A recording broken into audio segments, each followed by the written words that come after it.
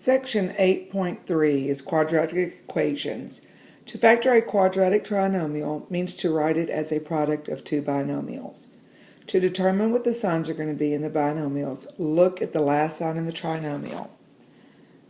If the last sign is a positive, then that means they are both going to be whatever the first sign is. So you look at the last sign, that's positive, so that means they are both going to be whatever the first sign is. They're both going to be positive in the binomials.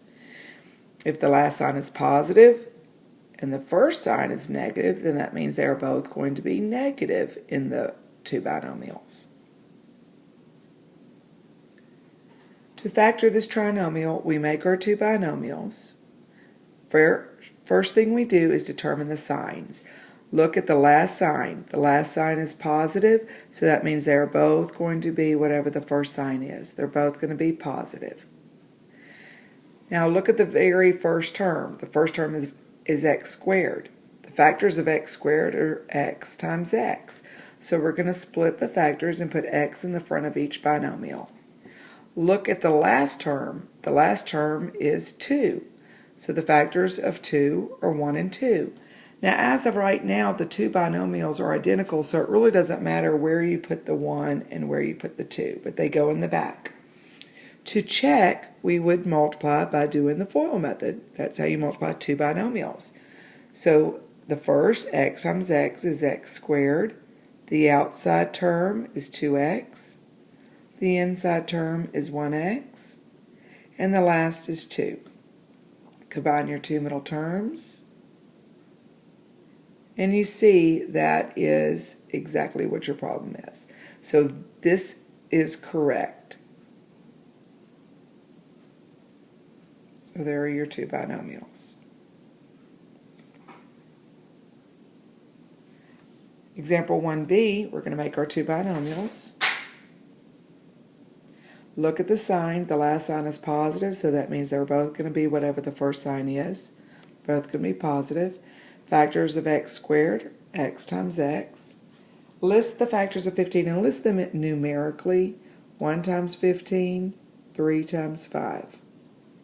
And I'm going to use the 3 and the 5 because when the signs are the same, we want to find factors that add up to get the middle term of 8, and 3 and 5 add up to get 8. So it really doesn't matter where you put the 3 and where you put the 5 because as of right now they're identical.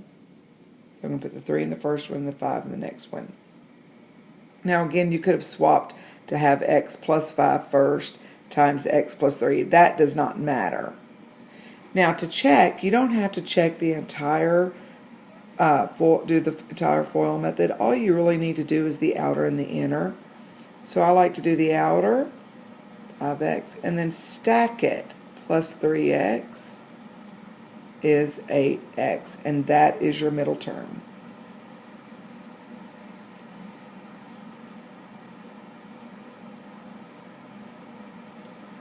Example 2a, we're going to make our two binomials. This time, we look at the last sign. It says they are both going to be whatever the first sign is. They're both going to be negative. Split the x squared is x times x. Factors is 6. 1 times 6 and 2 times 3. Now again, the binomials have the same sign. So when their signs are the same, we want to find factors that add up to get the middle term of 5 and 2 and 3. Now once again, we need to check, and you only have to check your outer and your inner. So that's negative 3x, and your inside is a negative 2x, which is negative 5x, and that is your middle term. Example 2b,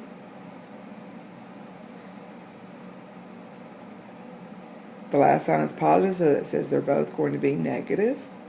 Factors of x squared, x and x. Factors of 20, 1 times 20, 2 times 10, and 4 times 5. Now once again, the signs are the same, so we want to find factors that add up to get the middle term of 9, and 4 and 5. Check.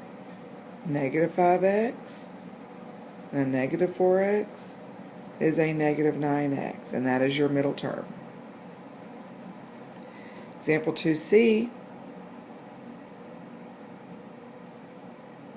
Again, my signs are both going to be negative.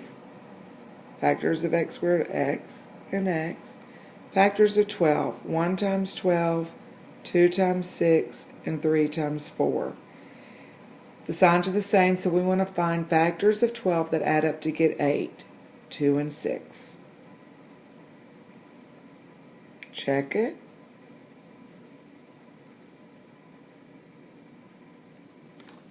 Okay, example 2D. It's backwards, and you can do one of two things. You can factor it backwards, which that's what I'm going to do. Both signs are going to be negative. And the m's go in the back. Factors of 21 are 1 and 21, 3 and 7.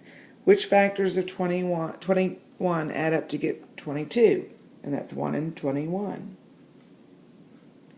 Now, if the signs are the same, then what you could do, well, this one, I think you should factor it backwards. Let's just leave it factored backwards. It's easier. Okay. If the last sign in the trinomial is negative, then the signs in the binomial are going to be different. One is positive and the other is negative. So all you look at is just the last sign. If the last sign is negative, they're going to be different. One's positive, one's negative. If the last sign is negative, they're going to be different. It really doesn't matter which binomial you put positive and which one you put negative. Example 3a, we're going to make our two binomials. Now look at the last sign. The last sign is negative, so the signs are going to be different. One's positive, one's negative. Factors of 8. 1 times 8, 2 times 4. Now this time, because the signs are different, we want to find factors that subtract to get the middle term. And 2 and 4 subtract to get 2. Here's the hard part, which is really not that hard. Put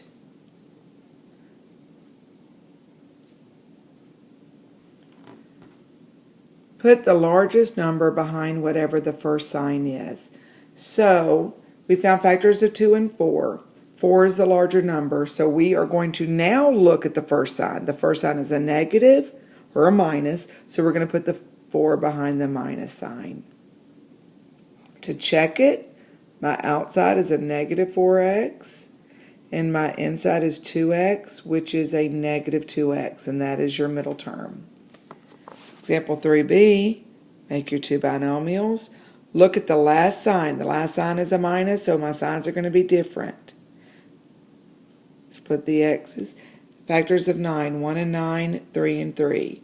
Now again, because the signs are different, we want to find factors that subtract to get 8. 1 and 9. And I'm going to put the 9 behind the minus sign because the largest number goes behind whatever the first sign is. Now let's check it. When you get negative 9x and a positive 1x is a negative 8x. Let's say, for example, you forget that and you just randomly put the x and the 1 and the 9 randomly. When you go to check it, you get negative 1x and a positive 9x, which gives you an 8x. So when you have the right middle sign, right middle number but the wrong sign, this is a positive and we want a negative, then all you do is just switch the signs around.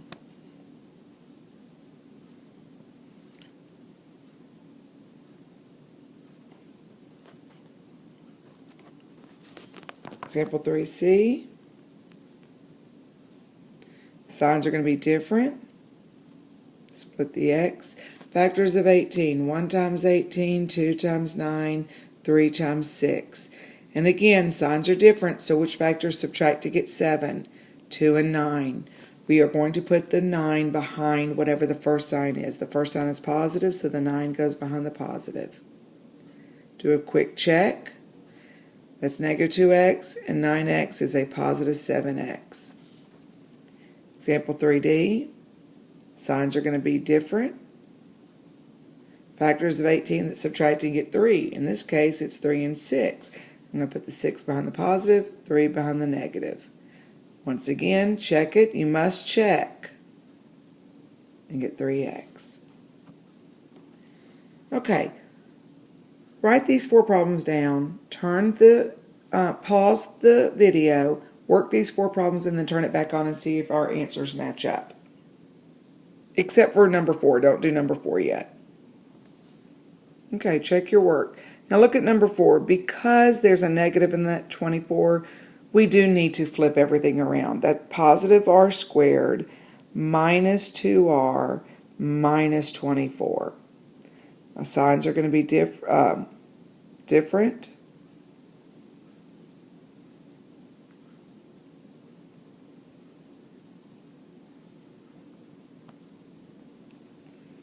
Example 4a, solve a quadratic equation. To solve an equation, you must have the equation equal to 0.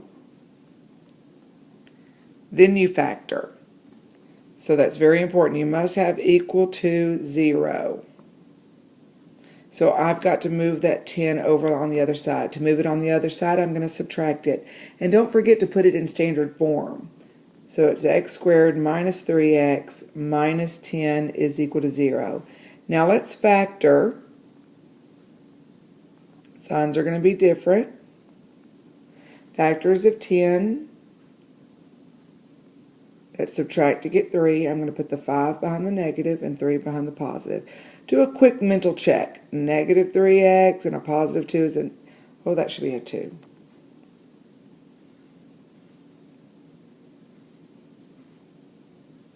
Okay, now take each binomial out of the parentheses and put them equal to 0. Put a line to separate and solve.